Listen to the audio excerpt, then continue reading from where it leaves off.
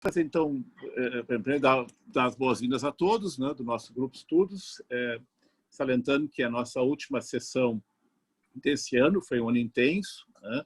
Tivemos sessões não só quinzenais, afinal foram poucas as vezes que nós pulamos realmente uma semana, né? Tivemos muitas participações externas, né, de alto quilate, né, aqui conosco, muitos convidados de alto quilate, e não podíamos encerrar de forma melhor, né, do que com um querido amigo, né, pessoal meu também, mas também da casa, né, do egresso do nosso programa de pós-graduação, que é o professor Dr. Jaime Weingarten Neto, né, que, além de desembargador do Tribunal de Justiça do Rio Grande do Sul, né, onde eu tive a ocasião também de ser seu colega, né, durante algum tempo, além de uma amizade pessoal que vem de bons 20 e tantos anos, né, mais de 25 anos já, inclusive trabalhamos juntos em várias ocasiões também, antes de ele chegar ao tribunal.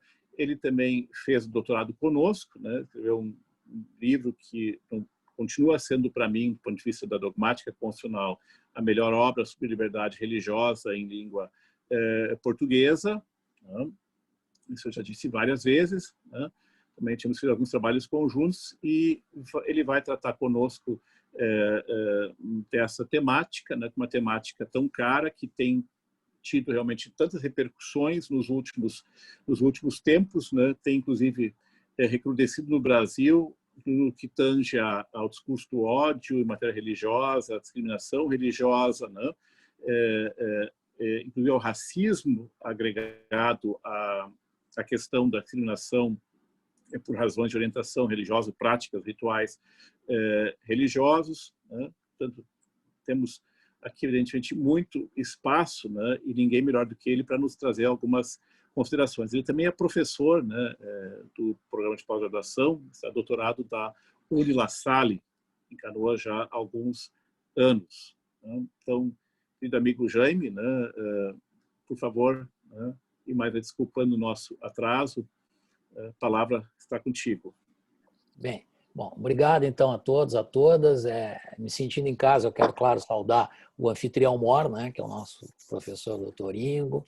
Agradecer a Andressa também, que fez o contato, nos deu suporte. Vejo vários, já vi alguns rostos conhecidos aqui, o mosaico às vezes muda, né? Estou vendo o Felipe, né, que é meu aluno, foi meu aluno ali no mestrado, participei da qualificação, vários outros colegas, o Ricardo.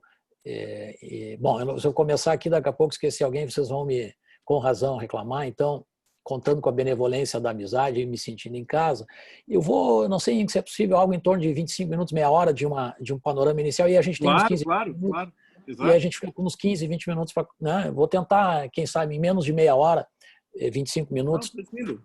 Estabelecer um panorama aqui para a gente talvez conversar de algumas questões mais polêmicas, e que aí talvez o diálogo seja sempre mais interessante, né? Eu costumo, de toda sorte, é preciso, antes de entrar, vamos dizer assim, no que seria o cerne para nós, do ponto de vista jurídico-normativo, que seria a gramática ou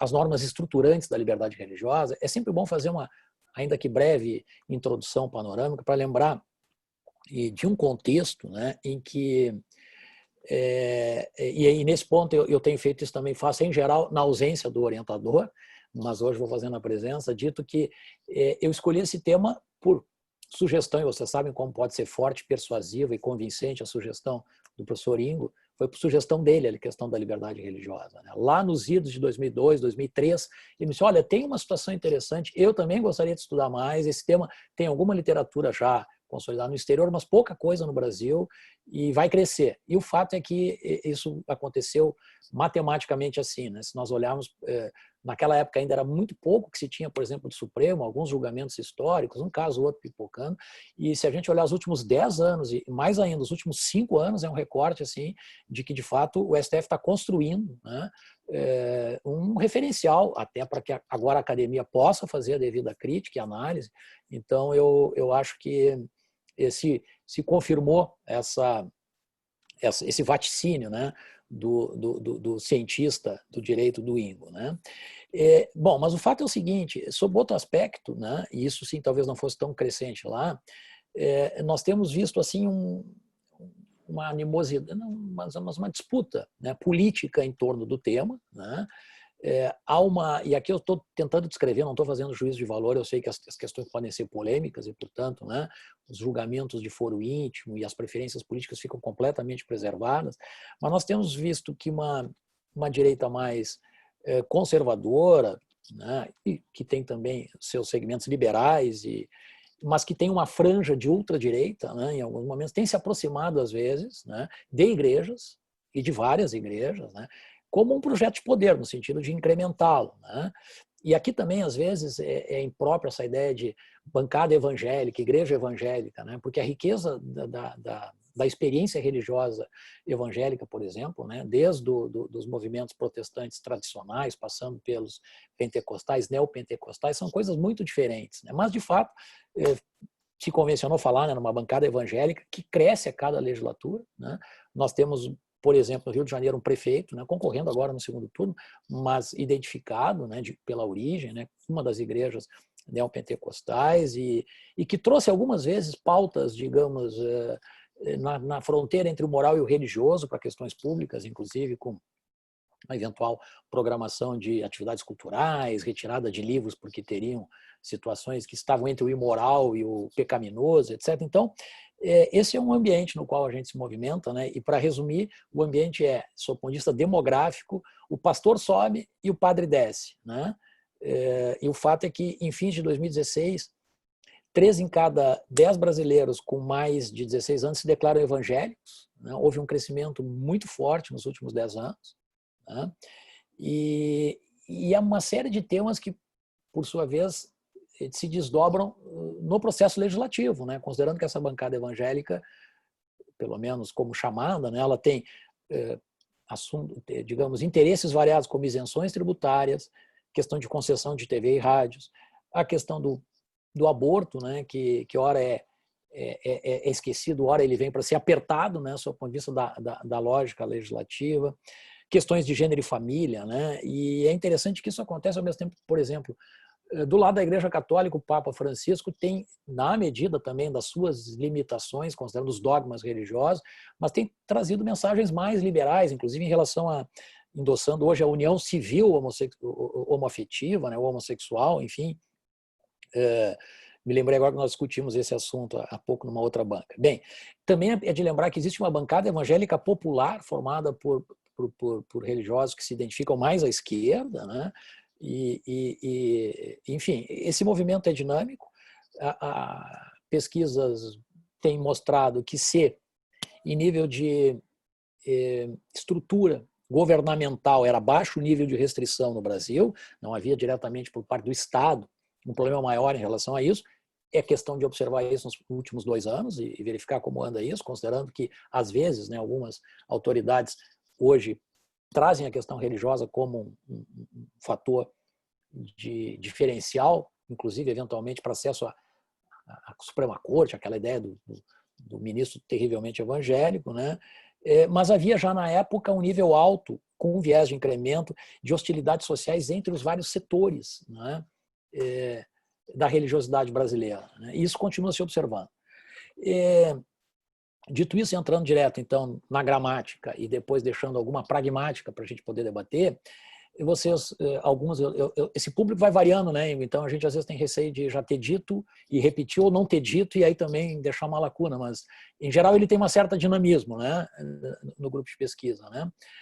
Então eu vou resumir só aquela ideia, né? De talvez o principal da tese, daquele trabalho que foi concluído em 2006, depois publicado o livro em 2007, seja essa ideia de um direito fundamental à liberdade religiosa como um todo, ou em sentido amplo, como o INCO tem preferido, né? Que deriva, na verdade, de dados textuais da Constituição, mas, obviamente, da doutrina constitucional, do direito comparado, né, a partir do qual eu procurei fazer um catálogo de posições jusfundamentais, né, articulando aqueles diversos textos, né, lembrando sempre que a expressão textual liberdade religiosa não está inscrita na nossa Constituição, né? No artigo 5º, inciso 6º, nós saltamos da liberdade de consciência para a liberdade de crença, e depois vamos falando da liberdade de culto, da proteção da liturgia, da assistência religiosa, da objeção de consciência, e depois nós vamos encontrar questões relacionadas ao serviço militar, à dispensa aos eclesiásticos, as questões tributárias, a imunidade dos templos, e na parte da educação, né, a possibilidade das escolas confessionais e da matrícula e o ensino religioso mesmo nas escolas públicas, a conversão o reconhecimento do casamento religioso e a conversão, né, a possibilidade de casamento civil, e tudo isso então nos permite, junto também para efeito de interpretação com o preâmbulo, né, chegar nessa construção normativa que leva em conta a máxima inclusividade, porque o tema das minorias é especialmente caro, a liberdade religiosa, né? Não desconhecendo o fato da maioria, o direito que desconhecer determinados fatos sociais, ele tende a não ser eficaz, né, sob o ponto de vista da efetividade social, ou eficácia social, da efetividade. Então é importante lembrar que nós nos movimentamos no mundo real, então incluir as minorias sem desconsiderar a maioria e levando em consideração se o fundamentalismo como um fenômeno moderno e que tem bolsões que crescem e pedem espaço, se ele poderia alterar o quadro, digamos, mais tradicional ou liberal da liberdade religiosa. Essa, em 2, 3 minutos, é a suma da tese, né?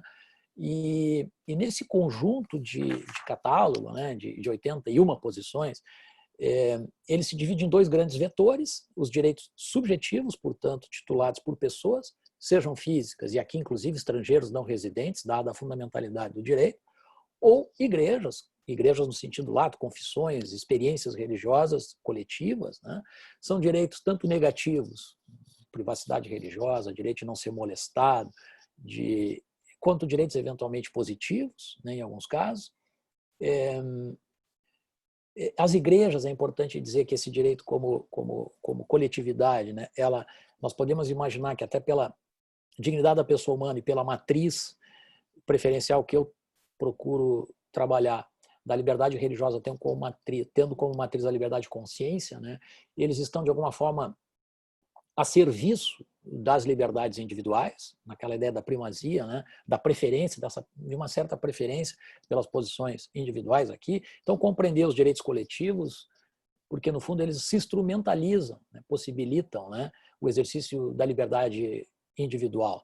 Então, nós estamos falando aqui de autodeterminação das igrejas, de autocompreensão e autodefinição dos seus dogmas, de auto-organização, autodissolução, etc. E no vetor objetivo, naquela dimensão objetiva, eu procuro não falar em neutralidade, não acredito em neutralidade, sob o ponto de vista, né, filosófico, científico, etc., mas o que se quer dizer com isso aqui, normalmente se fala em princípio da separação ou da não confessionalidade, ao qual eu agrego, considerando o direito positivo brasileiro, o princípio da cooperação, que inclusive é expresso, né, no final do artigo 19, inciso 1, também a questão da solidariedade e da tolerância, que tem algumas funções a exercer aqui, deveres de proteção e garantias institucionais, né, que eu não vou me demorar aqui para a gente poder, de fato, indo para o mais interessante, né? Em relação às normas estruturantes, né, de novo, partindo da liberdade de consciência, embora boa parte da doutrina brasileira prefira a liberdade de pensamento, né, num estilo mais francês, digamos, me parece que, tendo na matriz a liberdade de consciência, eu faço partir deste eixo, as liberdades comunicativas, as liberdades expressivas, e de outra, a liberdade religiosa propriamente dita, que tem uma fenomenologia específica que justifica um tratamento apartado. Com isso, por exemplo, o ateísmo, que obviamente é constitucionalmente protegido, não precisa, na minha visão, de uma certa artificialidade, que seria dizer que a liberdade religiosa engloba o ateísmo, quando ela antes está protegida pela liberdade de consciência. Me parece que é mais simples e menos artificial essa construção, é uma das observações, e além disso, essas liberdades comunicativas ou expressivas, inclusive religiosas, estão sempre se interpenetrando, né, com o próprio edifício, digamos, da liberdade religiosa em sentido mais amplo, né? Por isso, então, que, na minha visão, a liberdade de crença não engloba propriamente o ateísmo, mas, por sua vez, né, ancora firmemente a objeção de consciência, né, e na nossa Constituição é expresso isso, no inciso 7º, e no 8º, e o proselitismo, né? Não só a liberdade de atuação segundo a própria crença, mas também a ideia de que é possível e é perfeitamente legítimo buscar para a minha crença, para as minhas convicções, novos crentes. Isso dá um dinamismo especial, né, para a liberdade religiosa, porque com isso eu me movimento no sentido de que eu não tenho só direito de ter religião ou de não ter religião, mas eu tenho direito de mudar de religião. Se eu tenho direito de mudar de religião, é preciso que haja um certo espaço para que as pessoas eventualmente debatam, convidem, comparem, né? É claro que isso também, né, traz um potencial, considerando o quanto essas questões arrebatam, né, as pessoas, né? Eu sempre lembro, nós tivemos essa imagem já desde lá da banca de doutorado com o professor Paulo Ferreira da Cunha, aquela ideia, né, de que aqui nós estamos trabalhando ou tentando compatibilizar ou dialogar em amizade, era essa a expressão, um sentimento oceânico, porque as pessoas sentem isso como uma transcendência, um transbordamento, e boa parte da humanidade tem isso. Nós temos bilhões de pessoas que compartilham esse sentimento, era o Romain Rolland que dizia isso ao Freud.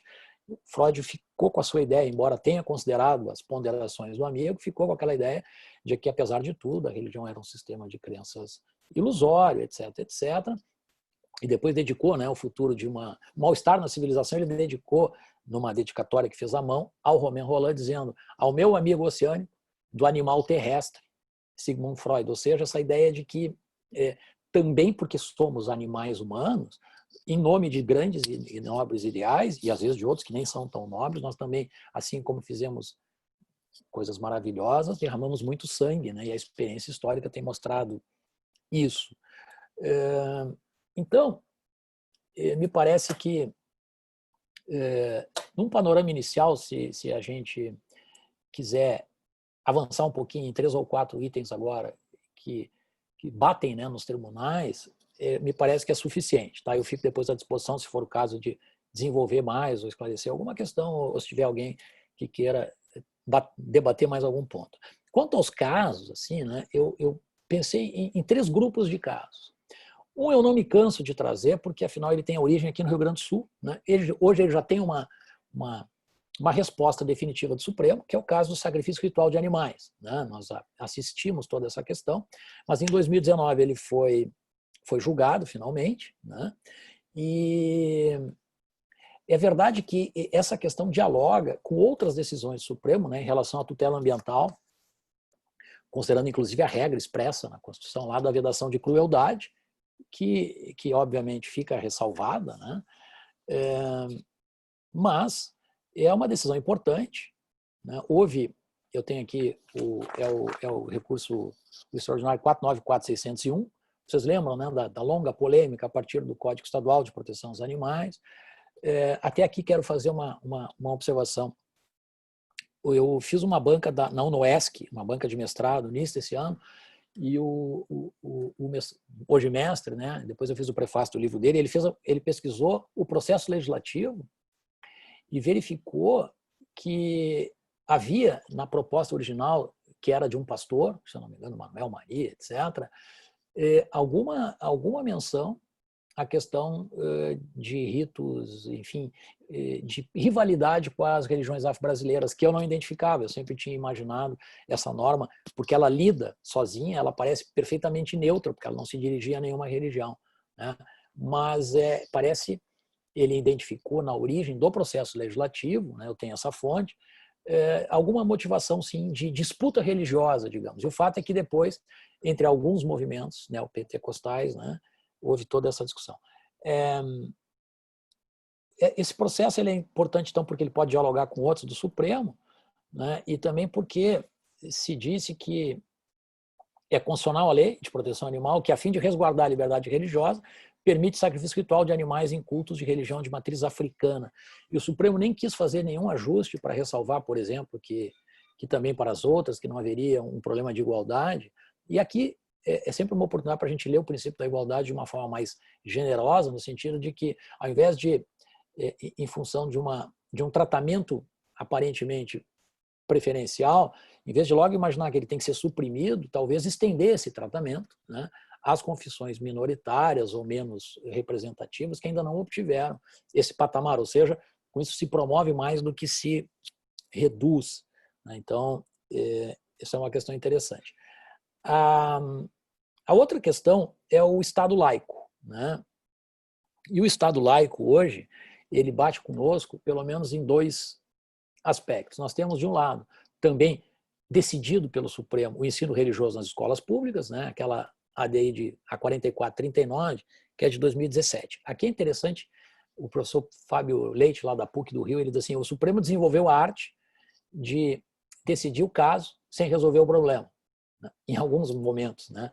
E o problema, de fato, é o seguinte, a discussão, né, a discussão que se fazia sobre a partir das alterações, né, na LDB, depois a concordata, digamos assim, entre Santa Sé e Estado brasileiro, que assegurava a possibilidade do ensino confessional católico e de outras religiões nas escolas públicas, com matrícula facultativa, né, houve uma ação da PGR, no sentido de que aquele ensino só poderia ser não confessional, né, ou seja, uma opção de conteúdo concreto que se pretendia impor em nome do Estado laico. A gente sabe que essa decisão foi apertada, né? Foi por 6 votos a 5. Né? O Supremo levou, acho que, 3 sessões discutindo isso, né? E prevaleceu, então, a ideia de que não, de que ele pode e até deve ser confessional, de que o Estado preparar uma espécie de conteúdo interconfessional ou não confessional, uma espécie de sociologia das religiões ou de filosofia das religiões, talvez fosse maior ingerência até no Estado laico, né? Mas permanece, e aí é que a questão de resolver o problema,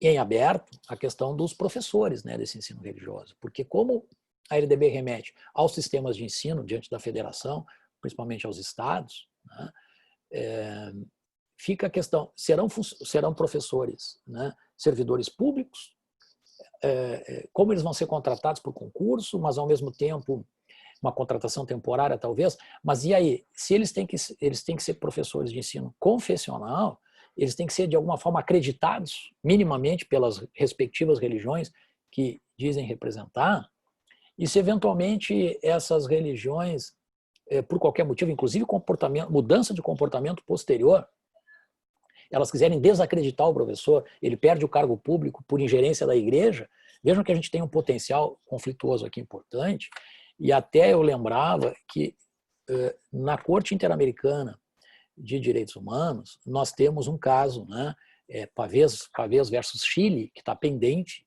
que discute justamente, né, essa questão de um professor de escola pública, né, que lá eles precisam de uma espécie de carta da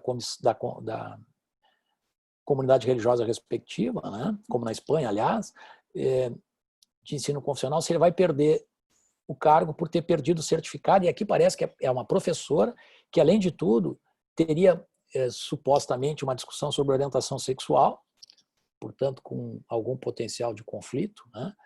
E essa é uma discussão que está em aberto, inclusive no CEDIRE, que é o Centro de Estudos em Direito e Religião, que eu participo, o pessoal da Federal de Uberlândia, e é um bom, eu diria que talvez um dos maiores centros de pesquisa de direito e religião, tem um projeto acompanhando em todos os estados para verificar quais são as soluções, né? Porque elas são díspares e nós não temos, de fato, hoje um diagnóstico preciso do que está acontecendo depois da decisão do Supremo, né? Então, isso me parece bem importante. Outra questão é a questão dos símbolos religiosos nos espaços públicos, né? E aqui nós temos, para ser decidido, né, com repercussão geral reconhecida há pouco, né, o caso que vem lá de São Paulo, em que o Ministério Público Federal, em ação civil pública, pretendia que a União retirasse de todos os prédios da União quaisquer símbolos religiosos, né? O TRF da Terceira Região acabou dizendo que não, que em função da cultura do povo, é uma resposta relativamente tradicional, eles poderiam persistir, e isso então está no Supremo agora com repercussão geral. A gente teve no nosso tribunal aqui aquele caso do crucifixo, né? Em 2012, quando eu estava chegando no tribunal, era o que os desembargadores me perguntavam, e isso fraturou o tribunal em alguns aspectos. E houve recurso ao CNJ, e o CNJ, 2, 3 anos depois, disse que não havia ofensa ao princípio da laicidade, etc., e determinou a recolocação do crucifixo, está lá hoje, inclusive, no órgão especial, né? Essa posição pode ser defensável, mas me chama a atenção que a resposta do CNJ normalmente é muito singela, ela se dá em 3, 4 linhas, e eu não encontro ali grande fundamentação, né? Verdade que o caso Lauzi, aquele, né, da Itália, que num primeiro momento dava guarida à ideia da retirada, no caso lá das escolas públicas, ele depois, a Itália em sede de plenário, né, do Tribunal Europeu, ela reverteu a decisão e, portanto, dá para dizer que essa questão está em aberto, a rigor, na jurisprudência internacional, né? A gente sabe da decisão famosa lá do Tribunal Constitucional Alemão, que dizem que foi das mais controversas sob o ponto de vista da resposta, né, da sociedade em termos de apoio ou de polêmica, etc. Temos ainda um caso aqui que pode envolver essa questão de Estado laico, mas também de objeção de consciência, que já seria um outro número de casos, que é o da CNH, né, da Freira, que é aqui do Paraná, porque as resoluções do CONTRAN dizem que não pode ter nada, ela quis manter o hábito, né, e foi autorizado pelo TRF aqui da 4ª Região, mas há recurso extraordinário, com repercussão geral, pendente também no Supremo sobre isso. E o terceiro bloco de casos, e aí eu, mais 10 minutos no máximo, eu fico à disposição para a gente conversar um pouco, seriam aqueles casos que envolvem mais diretamente igualdade e não discriminação. Ou seja, nós estamos falando aqui de objeção de consciência, né? E estamos falando também de proselitismo e racismo religioso, né? Bem, sobre a objeção de consciência, aqui a gente já poderia começar trazendo, eu estou deixando de fora as questões da saúde, o Sorinho e eu já escrevemos até a nossa opinião, né, sobre a questão das restrições em tempos de pandemia. Aliás, agora há pouco, o Estado do Rio Grande do Sul estabeleceu, em lei estadual também, o fato de que os serviços religiosos são essenciais, o que não altera substancialmente a possibilidade de eventual restrição, quando proporcional e necessária, né? Mas estou deixando isso de fora, mas tem a questão da vacina, né? A vacina também ganhou repercussão geral agora em agosto de 2020, né? A partir de um caso de São Paulo, em que lá, embora os objetores sejam veganos e por isso não querem a vacina, fica claro que ela poderia se dar também por motivos religiosos, né? E essa é uma questão que o Supremo enfrentará, independente das questões relacionadas com a Covid, né?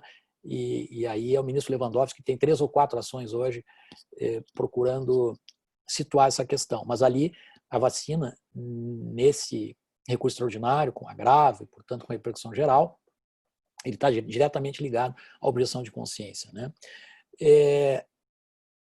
Nós temos, junto com esse tema, a questão dos feriados, né? E esse é um momento, nós recém passamos pelo feriado de Zumbi, que foi traumático aqui no Rio Grande do Sul, no Brasil todo, né? Nós temos também uma reflexão sobre isso. Já houve algumas... Primeiro que, se a gente olhar o panorama, ele é muito também diverso no Brasil todo. Há estados em que é feriado, há municípios em que é feriado, há outros em que não é feriado. Tramita um projeto de lei que tem altos e baixos em nível nacional, mas que não emplacou. E no Rio Grande do Sul que teve, desde lá de Pelotas, né, Alvorada, algumas cidades que tinham as suas iniciativas, Porto Alegre já por 2 vezes votou, né, o feriado e ele foi derrubado no Tribunal de Justiça. Tá? Aqui tem um espaço grande também para uma discussão. Ele foi derrubado basicamente, no primeiro momento, porque ele era só, digamos, né, aspas, um feriado da consciência negra. E se dizia que o único espaço que os municípios teriam para legislar, segundo a legislação federal, era aquele que dizia que eram 4 feriados, um dos quais Sexta-feira Santa, e eles seriam dias de guarda de acordo com a tradição local. Então, o primeiro argumento do tribunal antes foi consciência negra, é meritório, etc., mas não é, basicamente, não tem refração religiosa, está fora, não pode ser feriado dia 20 de novembro, porque é competência exclusiva da União, privativa da União, legislar sobre direito do trabalho. Tá? Me parece muito discutível também que se possa dizer que legislar sobre feriado, em princípio, seja pura e simplesmente de trabalho, ou predominantemente, embora tenha, obviamente, reflexos econômicos, né, como outros feriados têm, e Então, isso também não está claro nem no Supremo, em algumas leis estaduais, eles trabalham com questões de educação, turismo, para justificar a eventual legislação, né? E a segunda questão aqui em Porto Alegre, levou o feriado de Zumbi, foi percebendo, digamos, qual era o jogo, os vereadores agregaram, o 20 de novembro será para o Dia da Consciência Negra e difusão da religiosidade. E com isso tiraram um feriado municipal, que já era feriado nacional, se eu não me engano era o 2 de novembro, e tentaram substituí-lo pelo 20 de novembro. Isso caiu de novo no tribunal em 2016, né? Mais uma vez agora o argumento de que ainda que com a palavra religiosidade, é como se fosse uma espécie de burla de etiquetas, e que não havia refração religiosa de acordo com a tradição local. Aqui entra em jogo, né, uma discussão importante sobre justamente o fato que as minorias têm às vezes dificuldade de demonstrar à luz dos meios tradicionais que elas de fato guardassem um dia determinado, e pode ser até que fossem vários dias. Me parece aqui que uma sociologia das ausências, né, para usar a palavra do professor Boaventura de Souza Santos, poderia justificar uma mirada, né, um olhar mais compreensivo e inclusivo em relação a este feriado, mesmo que ele esteja junto e associado, e historicamente há bons fatores para isso, né, desde a resistência à escravidão, quilombolas, com as suas práticas religiosas, etc., a questão, enfim, da refração religiosa.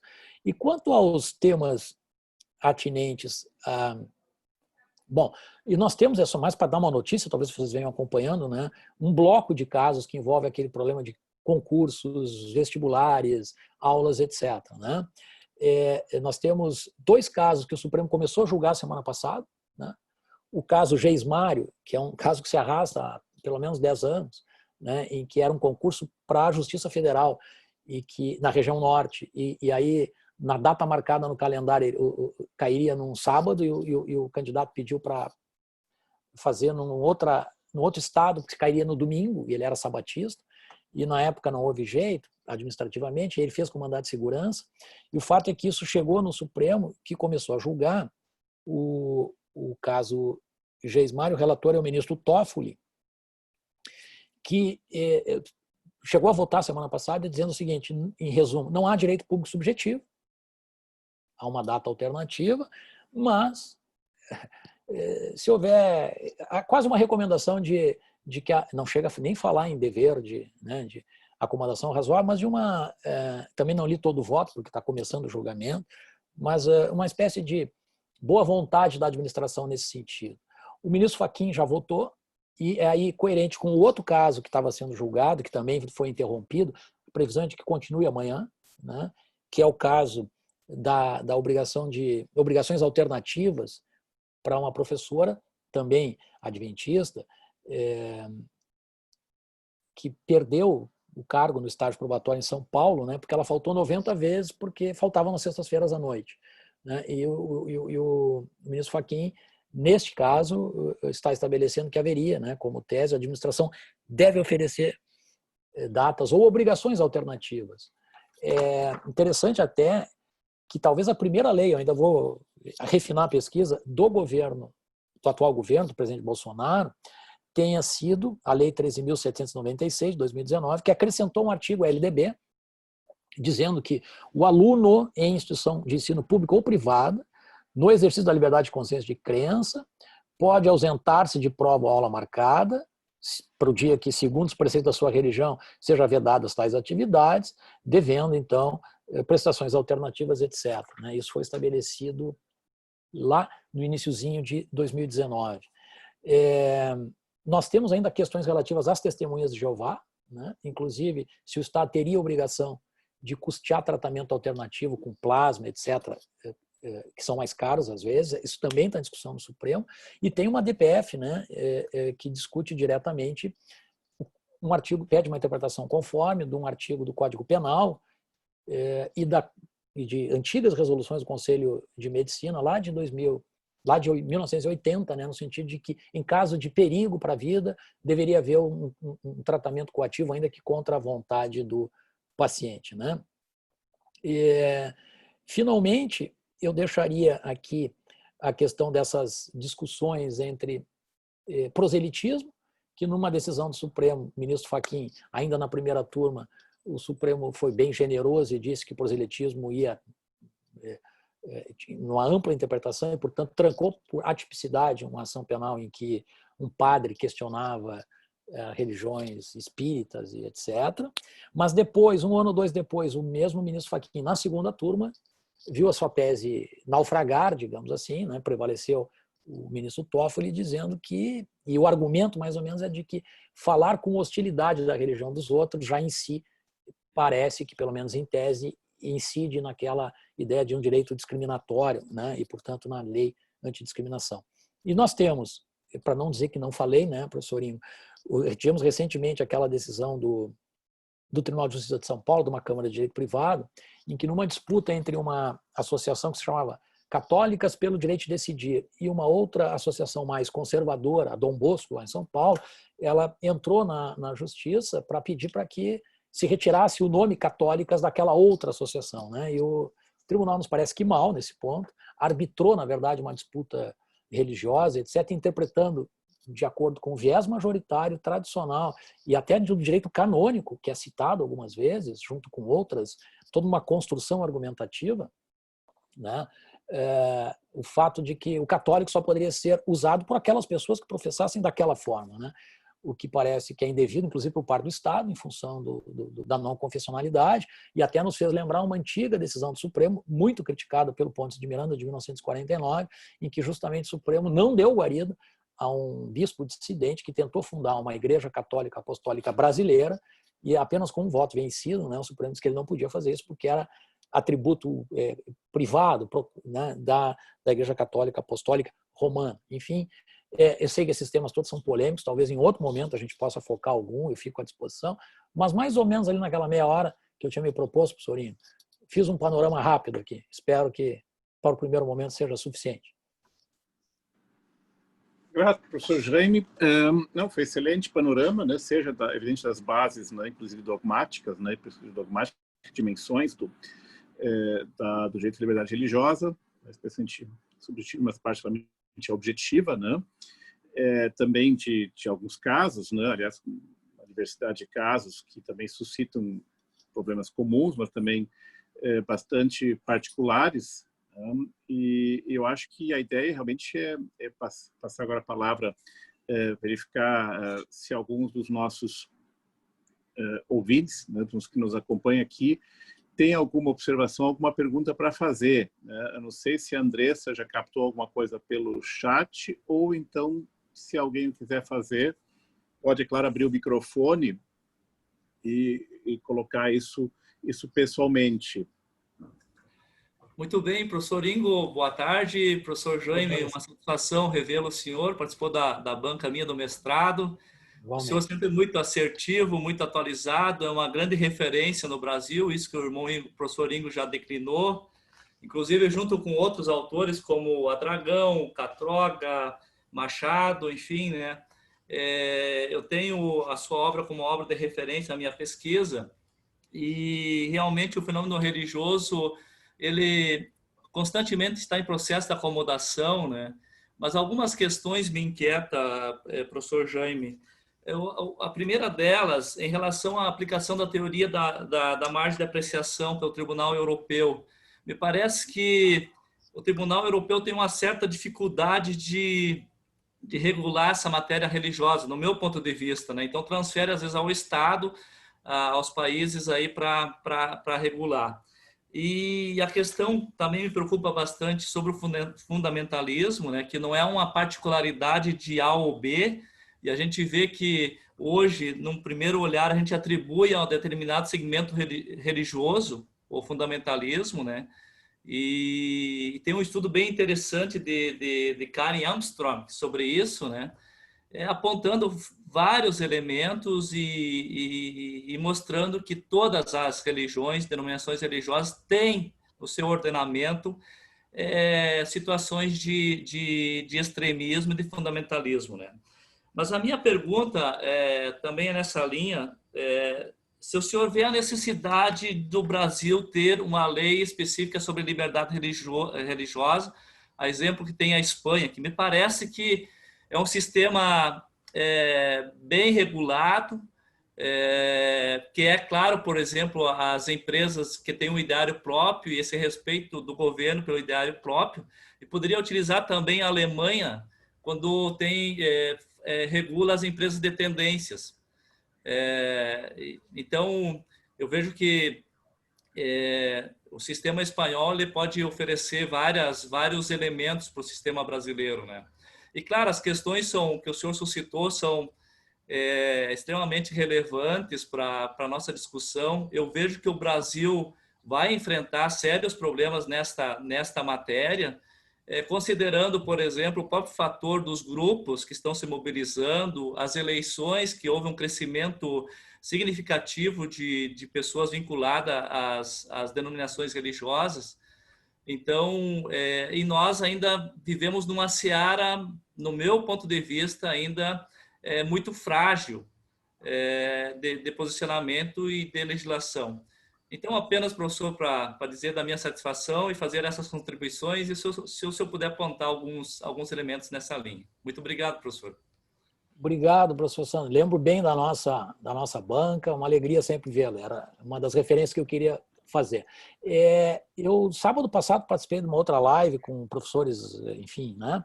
E acho que houve essa pergunta e eu sou favorável a uma lei geral das religiões. Claro que sempre tem risco, né? Legislar em alguns momentos, momentos de tensão, né? Pode até, às vezes, contra a intenção, nos gerar prejuízos no sentido de até involuções, mas a gente espera que não. Eu acho que é preciso acreditar também na capacidade de debate, de melhorar as questões, mas acho que diretrizes mais gerais para um país que tem 14 mil juízes, né, 18 mil promotores, e que daqui a pouco essas matérias vão pipocando e ganhando contornos que ficam muito idiosincráticos, né, porque as pessoas... Então, uma lei geral das religiões que seja bem debatida, que terá certamente um Supremo vigilante quanto ao controle de constitucionalidade, eventualmente, e nós já temos alguns aspectos, né? Se a gente pensar bem e for pensando alguns afloramentos legislativos, e se pensar, inclusive, na concordata com a Santa Sé, que traz questões interessantes e que passam, na minha opinião, boa parte delas no filtro de constitucionalidade, desde que isso seja racionalizado, estendido, né, para todas as confissões religiosas, preservando os espaços dos não religiosos, justamente a ideia de que as normas religiosas não podem se tornar heterônomas aos não crentes, né? Preservando isso, aí é preciso, sim, eu diria, de novo, a nossa Constituição é atenta, ela não é laicista naquele sentido, né, de hostil à religião, e acho que seria um momento de racionalidade. O legislador aqui traz, né, quase uma esperança iluminista, né? Mas traria, sim, me parece, uma certa racionalidade numa tarefa que não é fácil. Por outro lado, dados os grupos de pressão e o quanto esse tema tem apaixonado e até, enfim, em alguns momentos, né, obnubilado, né, a razão das pessoas. Mas faz parte do jogo. Mas acho que podíamos ter experiências do direito comparado, temos algumas questões já no Brasil, e num debate razoável, com audiências públicas, etc., com um controle de constitucionalidade estrito, acho que seria muito bom.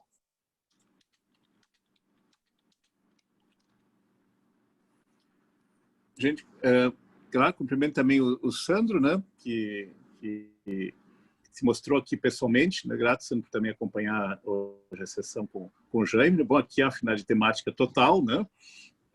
O Sandro está fazendo uma dupla titulação em Granada, né, sobre a matéria, né, conosco, e certamente o Jaime não está só muito presente no trabalho, como deverá, né, tudo correndo bem, né, estar novamente numa banca, né, espero que logo mais adiante, né.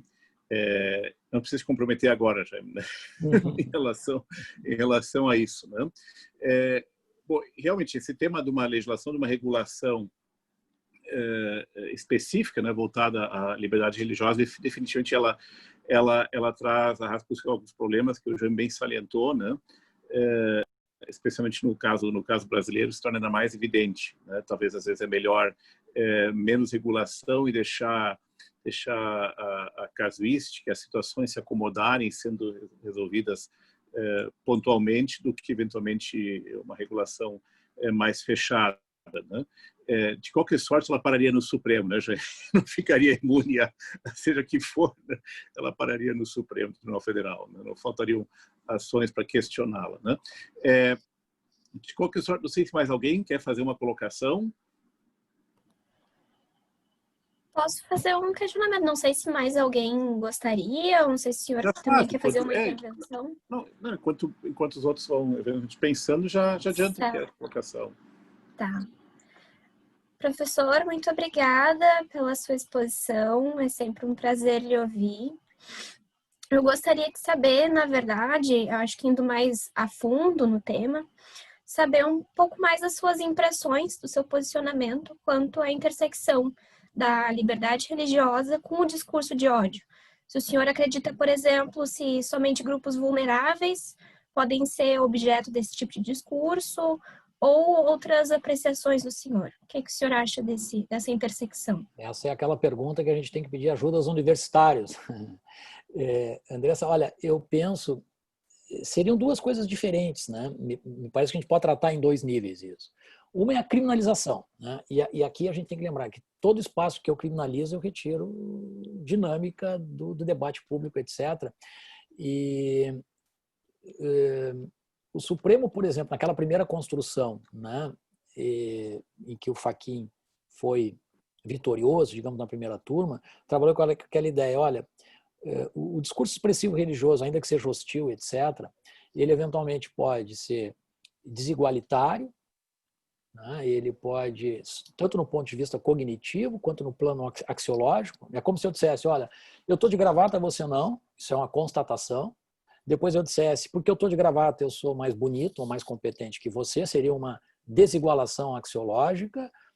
E no terceiro momento só é que o Supremo, então, naquela tese do Fachin que foi buscar lá no Bobbio, né, essa inspiração, e só naquele terceiro momento, quando esse discurso se transformasse numa ideia de porque eu sou diferente, porque eu sou melhor e você é pior, inferior, é que eu posso discriminar e você não vai mais poder entrar aqui ou você vai ser considerado um cidadão de segunda classe, de forma que aí sim o meu núcleo de direitos vai estar em risco, né?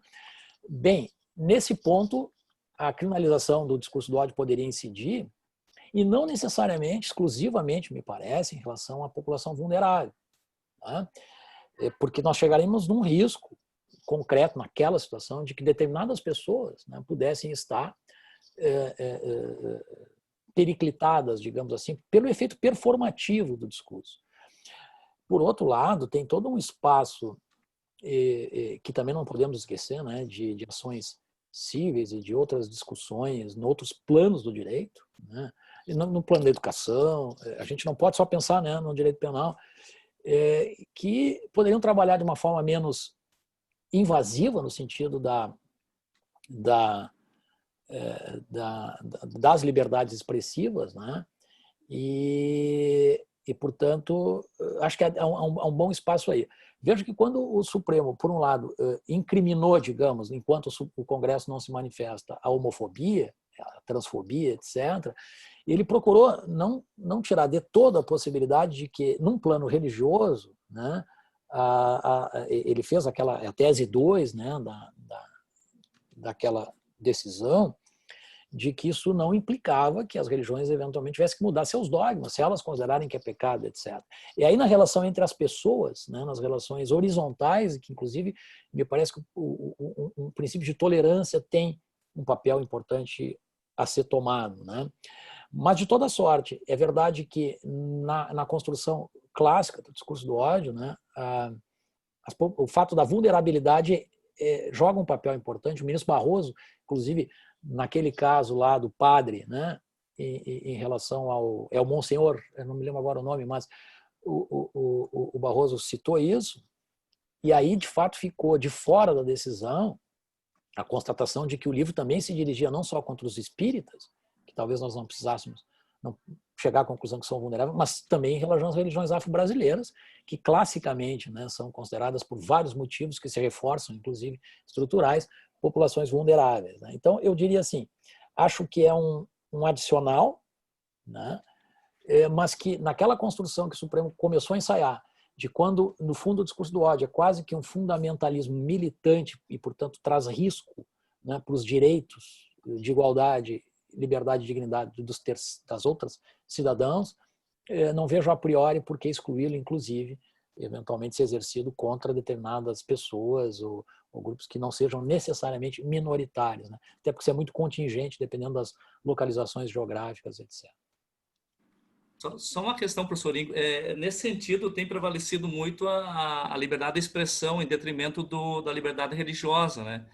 Inclusive, o professor Ramírez, eu tenho um entendimento que, quando for judicializar demandas dessa natureza, deveria ingressar em relação ao discurso do ódio e não uma afronta à liberdade religiosa.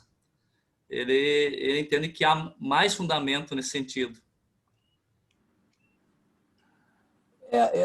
Lembrando aqui, se eu posso dizer algo, me lembrei daquele caso, né, famoso, da Última Tentação de Cristo lá do Chile também, né, do filme, em que houve na época, né, uma entidade, era profunda ofensa religiosa, etc., e a Corte Interamericana, se eu não estou enganado, disse assim, olha, de liberdade religiosa a rigor não se trata. A liberdade religiosa de nenhum dos grupos aqui, seja de quem fez, de quem não fez, não está sendo tocado. Nós podemos decidir o caso no plano da liberdade de expressão, né? Então, não deixa de ser também uma equação interessante. Não dá para esquecer, por outro lado, que o fenômeno, o substrato fático sobre o qual recai essa expressão é muito sensível e tem peculiaridades, né? Que é o fenômeno religioso que faz com que as pessoas tenham, né, os seus sentimentos transbordantes e organizem a sua vida. E daí, muitas vezes, o atrativo de determinadas experiências fundamentalistas, né, que dão identidade e sentido, né, para a vida social das pessoas. Mas é uma saída interessante.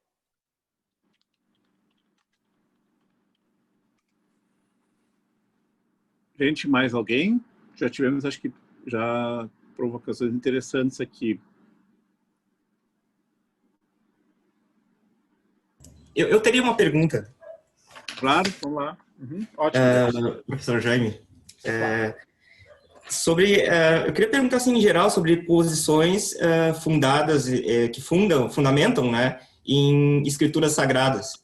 Se existe já foi desenvolvido algum critério, assim, para diferenciar o que poderia ser uma discordância razoável e o discurso de ódio, assim, que pode ser um ponto de disputa razoável, assim, considerável, né?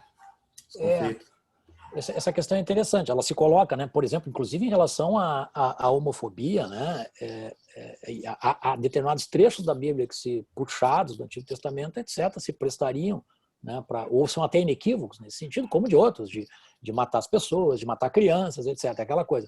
Um documento de 2.000 e tantos anos atrás precisaria sempre, na minha posição que não é originalista, né, de contexto, né, para ser interpretado. Mas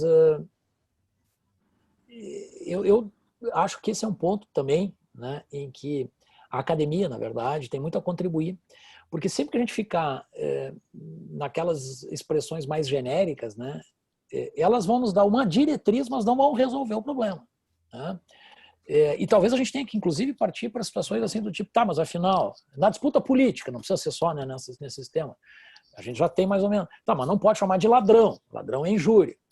E assim a gente vai ter que construir talvez um catálogo de casos dizendo, bom, isso aqui, diante do que seria, vamos chamar de discurso de púlpito ou de proselitismo, ainda que esteja na linha do que alguns dizem que é intolerável, de péssimo gosto, etc. Intolerável não dá para dizer, né, porque se tolera, mas supondo, né, e outros não, outros dizem aqui transborda, aqui passa o fio vermelho, né? E claramente ele predomina aqui o aspecto, seja de ofensividade, seja de perigo, né? Seja de risco concreto, e isso pode mudar também a tolerância da sociedade, é importante dizer, pode mudar de acordo com a época, o contexto, né? Só para lembrar, liberdade de expressão, Estados Unidos, extremamente generoso com isso, né? Há uma decisão famosa de 1919, né?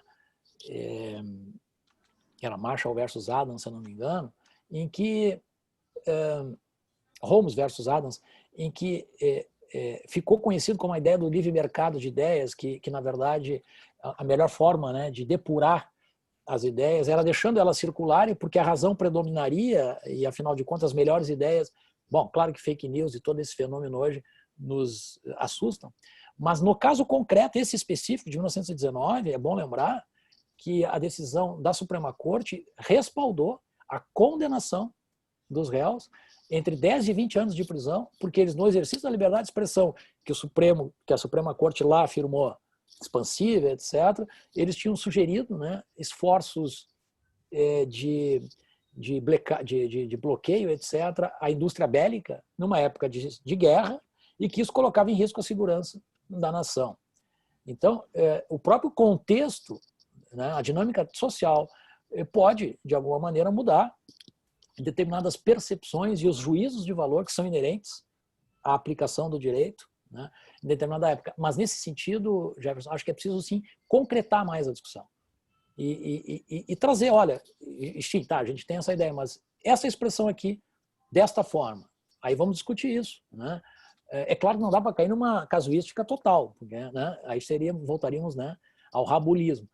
Mas a nossa discussão também não pode só ficar naquele primeiro nível extremamente genérico, né, de que as pessoas têm direito à dignidade, etc., e que ela começa o problema, né, ela encaminha, mas ela não resolve o problema por completo, né? Acho que esse é uma vertente importante e aí a universidade, as pesquisas, né, que vocês, aliás, nesse grupo e em outros, podem, de fato, avançar, né, nesse sentido, para a gente poder, nessa dialética entre os fatos e as normas, né, ir encontrando o tal do fato, valor e norma, de que já falava o velho Miguel Reale, né? Mas é bem colocado. Muito obrigado. Muito bem, sinal de que estamos tendo repercussão, né? Já foram 4 intervenções. Professor Ingo, eu Oi. teria uma pergunta para fazer aqui de Santa Cruz do Sul. Opa, e aí, doutor Eduardo, tudo bem? Tudo bem? Olha ali. Oi, Carolina, tudo bem? Aproveitando que o meu colega Jaime está aí, um grande abraço para ele aí, hein? Quanto tempo, hein, Jaime? Alguns anos. Pois é, não mudaste muito, viu? Continua, tirando a barba. Continua feio, né? Brincadeira, gente. Eu não quis dizer isso, né? Mas eu gostaria de deixar aqui, eu estava assistindo aos comentários do professor Jaime, dizer que esse é um assunto que nunca vai terminar, né? Com certeza é um assunto muito problemático, né? E ele trouxe várias matizes aí dessa problemática, né? Envolvendo a religião, porque isso envolve, na verdade, os valores que a gente internaliza, né? E depende de cada país tem o seu modelo social, né? E isso passa muito pela visão social das coisas, né? Por exemplo, trabalhar a questão, principalmente da Igreja Católica e do cristianismo no Brasil é muito difícil, né? Considerando toda essa situação histórica que o Brasil vive, né? Só para dar um exemplo, por exemplo, a República Tcheca, ela sempre teve uma briga entre, eu sei porque a gente acaba estudando um pouco, sempre teve uma briga muito grande entre o protestante e o cristianismo, né? O catolicismo, aliás.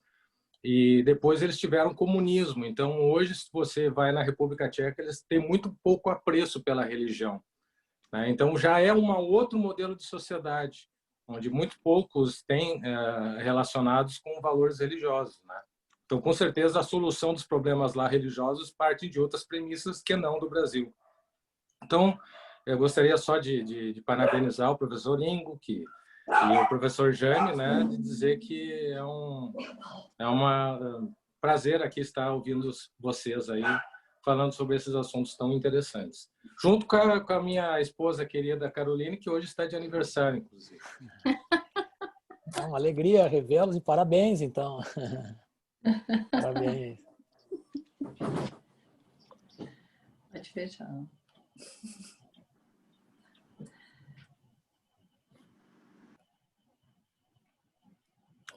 Professor, o senhor está com o áudio desligado. Desliguei para não atrapalhar. Bom, gente, acho que podemos encaminhar para o encerramento, né?